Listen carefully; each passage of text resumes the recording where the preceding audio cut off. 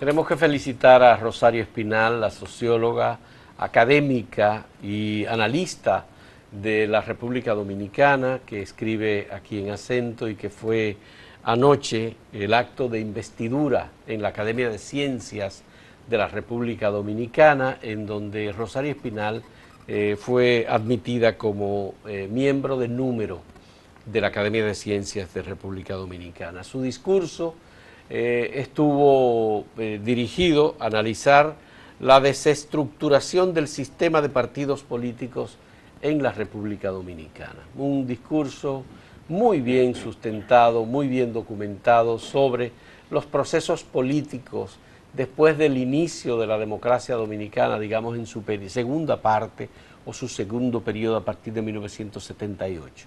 Analizó el tema de los liderazgos políticos, los partidos políticos, los diferentes momentos en los cuales ha habido de algún modo cambios importantes en la República Dominicana, analizó todo el sistema electoral y concluyó en que definitivamente estamos ante una posibilidad de derrumbe del sistema de partidos políticos como consecuencia de la posibilidad de una combinación, de una crisis en términos económicos que sacuda a la sociedad dominicana y que el único partido que no ha sufrido situaciones de tensión o de división formal ha sido el de la Liberación Dominicana.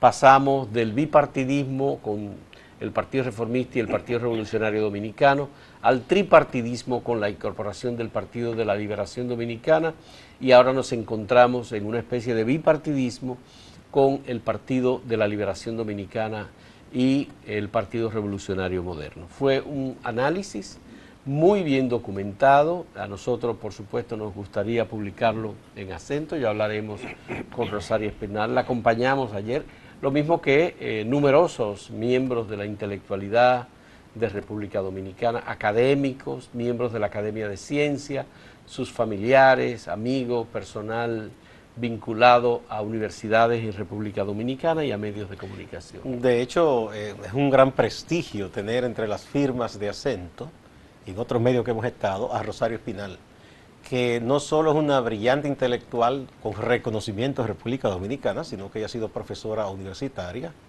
en Estados Unidos y ha dirigido importantes departamentos en Temple University, en Filadelfia, Pensilvania.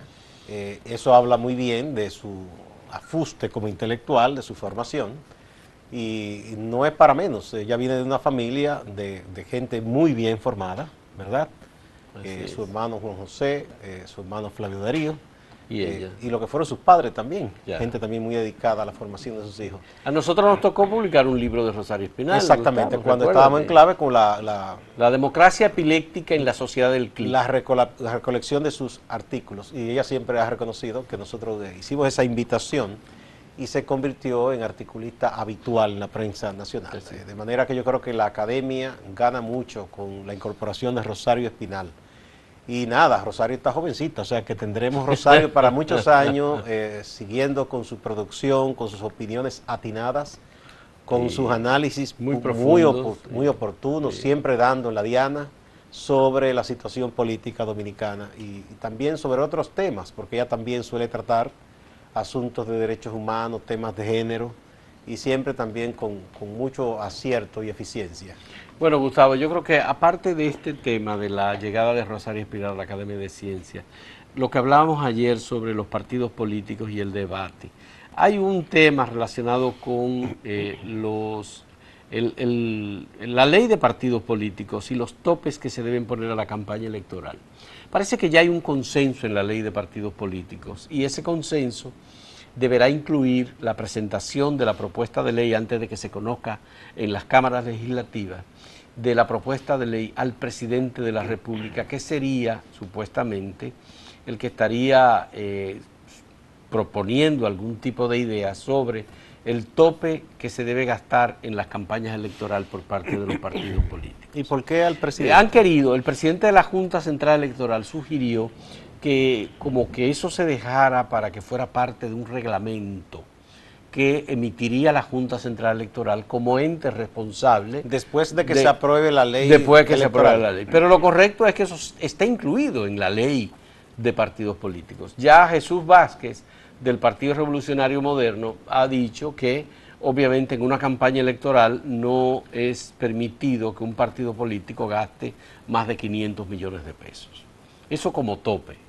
Pero eso podría ser un poco ambiguo si no se establecen las condiciones para determinar cuánto gasta un partido político y cómo son o cuáles son los rubros en los que se puede gastar en una campaña electoral. Porque aquí ponerle también una suma en moneda nacional, eso también, eso con el tiempo necesariamente tendría que ser revisado, porque ya sabemos el tema de las devaluaciones.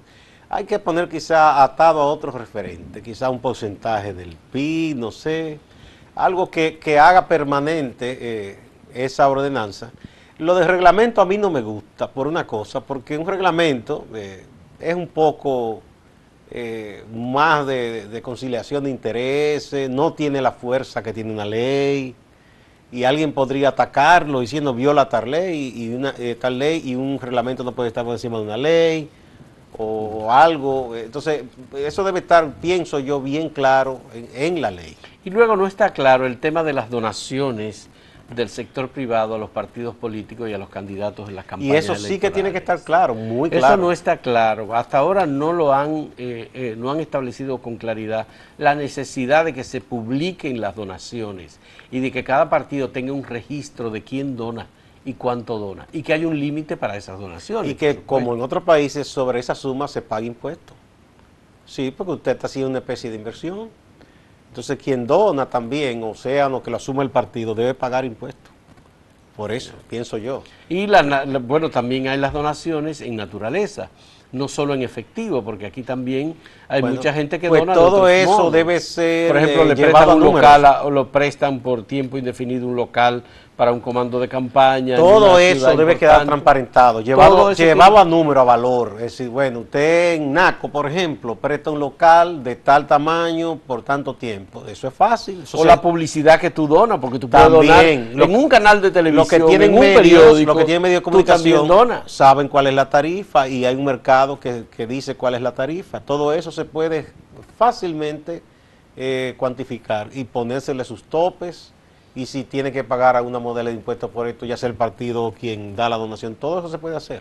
Si se tiene la voluntad política adecuada. Digo, me gusta el referente de Perú, en donde hay una página y todo el que da de un peso hasta $1 millón, esto está ahí, sea sector público, privado, como sea. Eso tiene que estar ahí. Tiene que estar, sí. Porque la gente tiene que saber los vínculos que hay.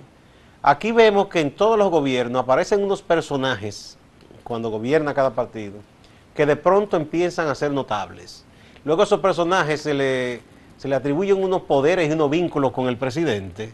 Dice, no, para cualquier cosa en este gobierno es fulano quien decide, o fulano, fulano y fulano. Hay una especie de gabinete de la sombra, 2 o 3 personas que a veces ni siquiera tienen cargos, pero que son quienes tienen esos poderes discrecionales para inclusive hacer que alguien vea al presidente, para que se tome una decisión. O cuando tú ves que un presidente designa en la OISOE o en obras públicas a una persona que no ha sido, digamos, tan miembro o militante de un partido político, por ejemplo, que hacen una labor sobre todo en el ámbito de la recaudación o donaciones y cobran importancia a partir de los montos que otorgan. Y entonces eso es importante que esté claro, para que la gente sepa de muchísimos vínculos y vasos comunicantes, porque todo eso es lo que ampara el hecho de que no se sea transparente en esa materia, eso ampara la corrupción. Pero esas donaciones son a la presidencia de la República, y las donaciones a los candidatos a senador y a diputados. No, es que todo tiene que estar eso es a todos los niveles,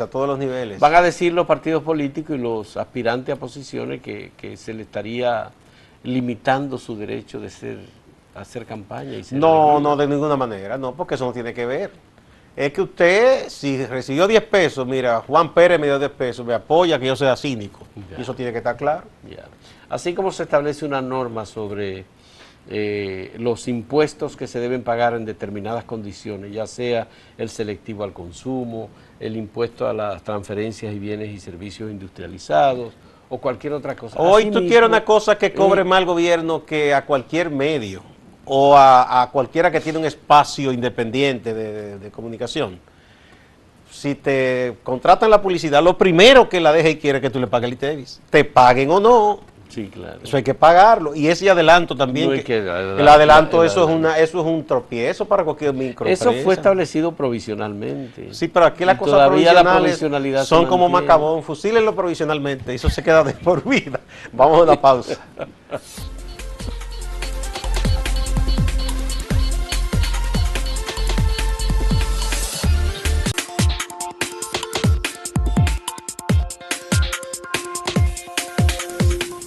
El tema de la deuda en República Dominicana es un tema que ha estado permanentemente en debate desde hace muchos años, Fausto. Recientemente el Fondo Monetario Internacional hizo algunas advertencias a una comisión del gobierno dominicano que se reunió con directivos del Fondo Monetario Internacional, como se hace periódicamente para pasar balance un poco al comportamiento de la economía, sobre todo en materia de finanzas públicas y balanza de pago. Hay un trabajo muy interesante, muy completo, que ha hecho Sugelis Tejero Puntes en Diario Libre, en la sección de Economía, y que yo pienso que recoge muy bien desde varios ángulos esta problemática. Por ejemplo, el fondo advierte que la deuda dominicana va camino a alcanzar el 60% del Producto Interno Bruto en menos de 5 años. Si no se produce ningún sobresalto, ni ningún... No, eso es ninguna situación excepcional que afecte... En la evolución normal. Ya. O sea, eso es, no estamos contando que haya una hecatombe, ni nada, ni... Y por supuesto, uno nunca va a esperar tampoco que el gobierno se autodiscipline tanto como que logre reducir esto, porque eso no es posible tan fácil. En este momento, el gobierno sostiene que el monto de la deuda representa el 49% del Producto Interno Bruto. Sin embargo, Ernesto Selman dice que ese 49% ya sobrepasó hace tiempo, que cuando se calculan los datos al mes de junio de este año, estamos en un 54% como representación del PIB de la deuda de República Dominicana. Y eso equivale a 40.208 millones de dólares en compromiso. 40.000 millones de dólares. Hemos pasado ya de los 40.000 millones de dólares. Eso es sencillamente insoportable. Si el Estado Dominicano, esa carga ya es muy pesada para mantenerla como que nada pasara y seguir, que eso se siga incrementando cada día más. Bueno, Juan Bolívar Díaz, que ha sido muy agudo en el análisis de algunos aspectos, aunque no es economista, hizo un análisis hace poco sobre los niveles de endeudamiento en la administración del presidente Danilo Medina y determinó, según los cálculos hechos por él,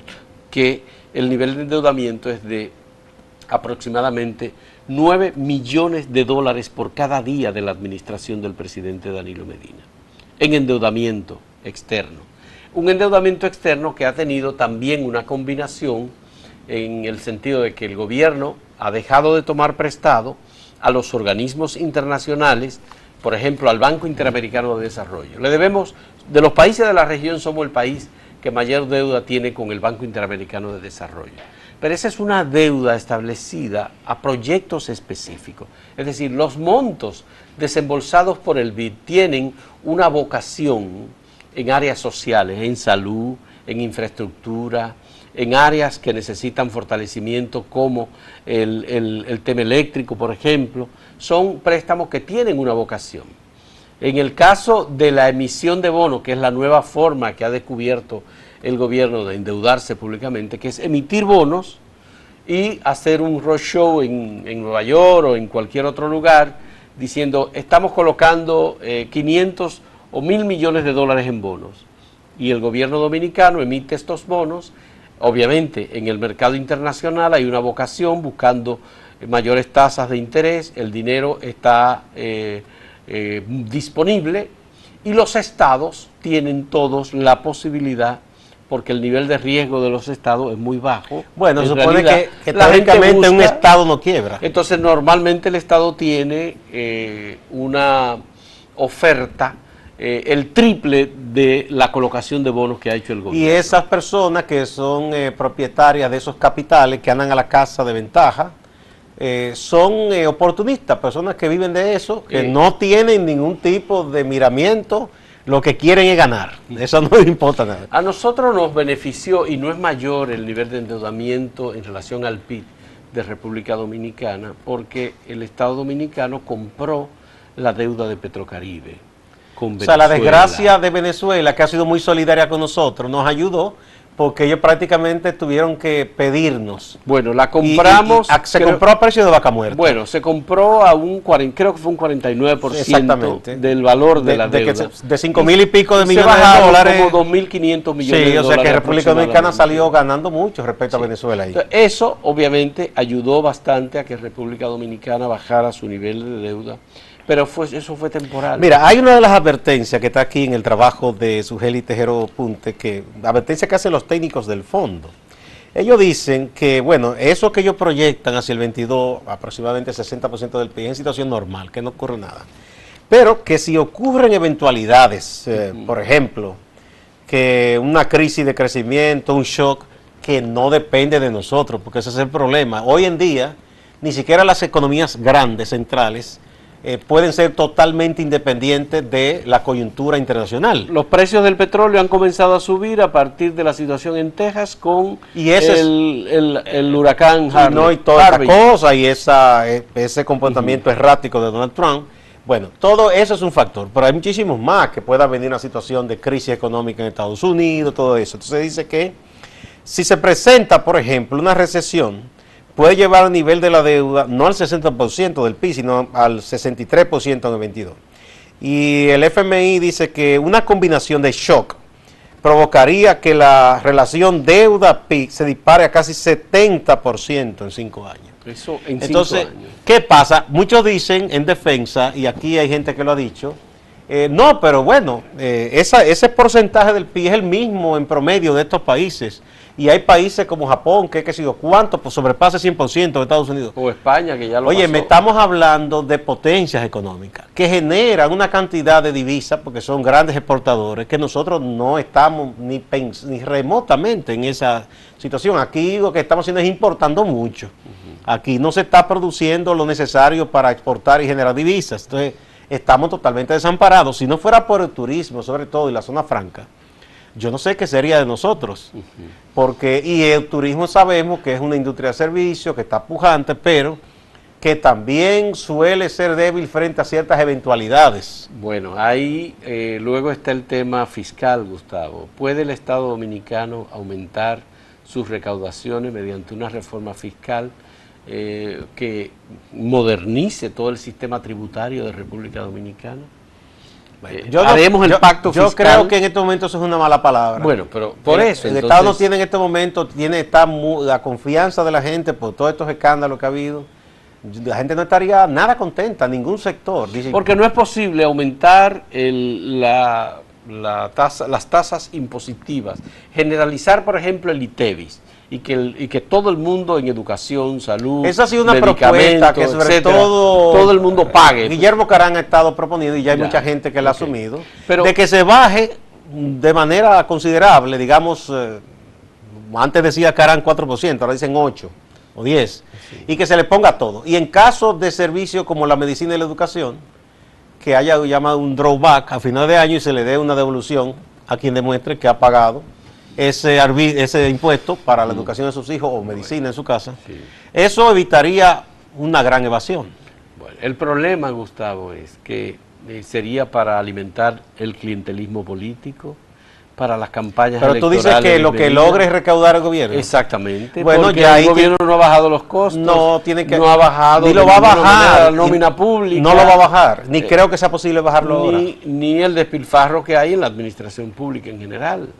¿Y el despilfarro en este momento? Porque uno dice que está austero, ¿no? Austero, bueno. Hay muchas medidas administrativas es muy difícil. Pero la nómina, eso es difícil que se baje, porque aquí hay un gran problema de desempleo y el sector privado, a menos que haya un gran acuerdo, no va a asumir esos empleos, no va a emplear a toda esa gente que el Estado lance a la calle. Entonces se crearía un problema social de grandes magnitudes también. Bueno, aquí lo que debe hacer el Estado es auspiciar o estimular al sector privado a crear más empleo, pero por la vía de ofrecer facilidades. Correcto, sí, porque tú puedes crear una ley para incentivar que crezca un sector, aunque sea temporalmente. Sí, te pueden decir, bueno, es que aquí hay muchas exenciones impositivas y hay sectores que ya tienen mucho tiempo. Bueno, pues veamos lo del turismo. El turismo se ha revisado la ley. Veamos la zona franca. Se revisó, en algunos casos se quitaron algunas cosas. Los mayores. Señores, eliminemos la irracionalidad de las exenciones impositivas en combustible.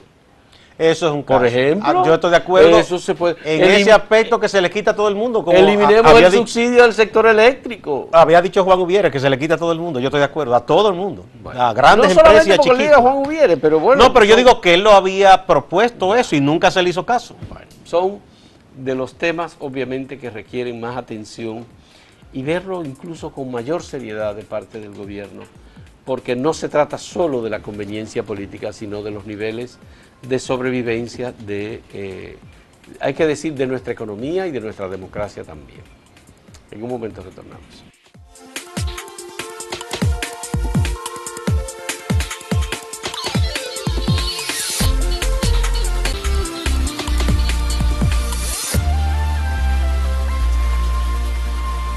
Hay una campaña mediática y de presión incluso a las autoridades dominicanas para crear la imagen de que aquí hay un desorden extraordinario y que cualquiera puede venir a dar a luz a un hospital de República Dominicana sin ningún tipo de control.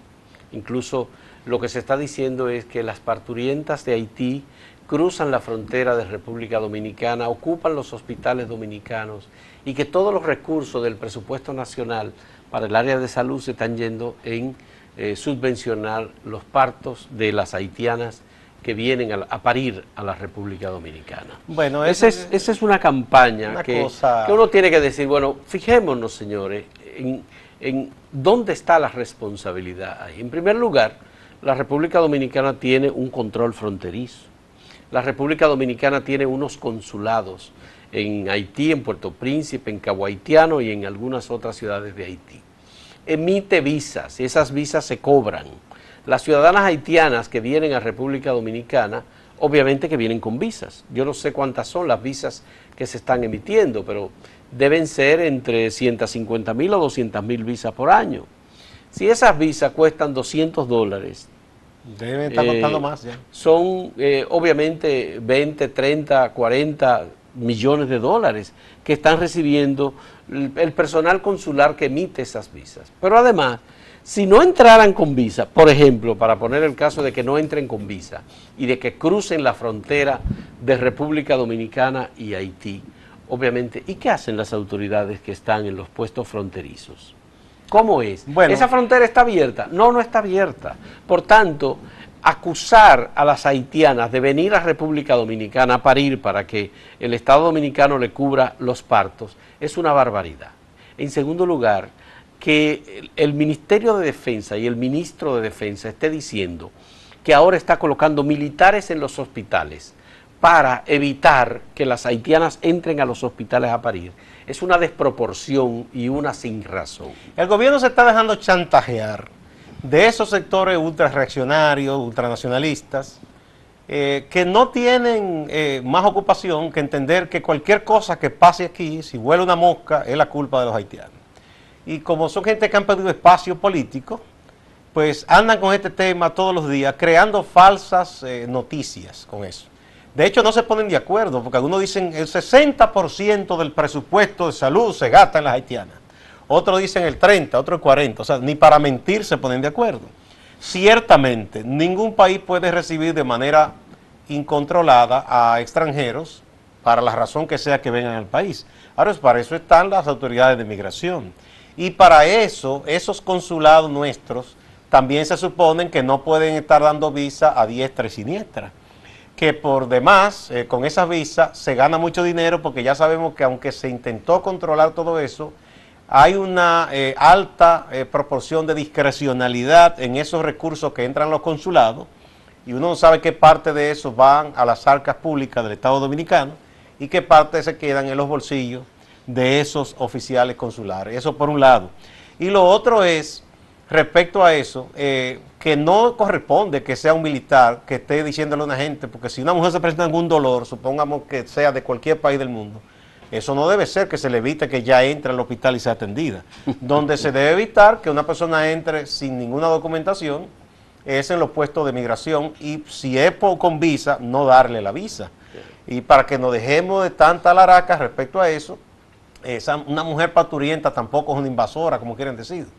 Es una persona que va en busca de una oportunidad que no tiene en su país. Y debe haber, Gustavo... Aquí, dejémonos de hipocresía, ¿cuántas veces personas incluso de clase media aquí, ya no se da tanto antes, obtenían visa, y antes era así más fácil, se iban a Estados Unidos para que su hijo o su hija naciera como estadounidense?